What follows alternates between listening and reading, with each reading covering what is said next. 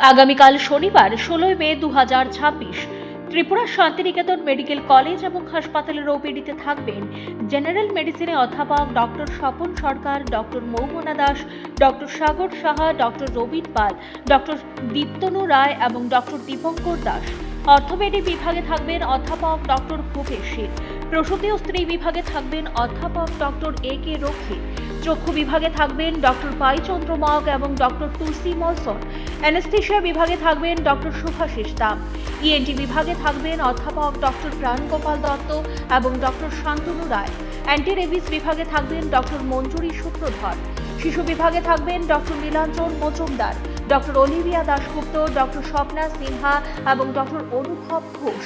Dental বিভাগে doctor Deepraj দালাল এবং ডক্টর জয়শ্রী মজুমদার।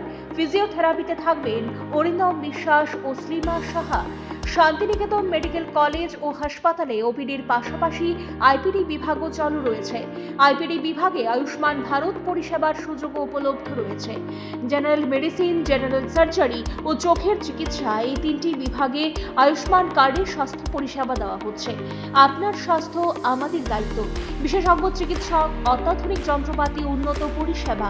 মাত্র 10 টাকার বিনিময়ে আপনারা সপ্তাহে সোম থেকে শনিবার প্রতিদিন সকাল 9টা থেকে বিকেল 5টা পর্যন্ত ওই ওপিডি বিভাগে বিশেষজ্ঞ চিকিৎসকদের কাছ থেকে উন্নত চিকিৎসা পরিষেবা আপনারাও নিতে পারেন।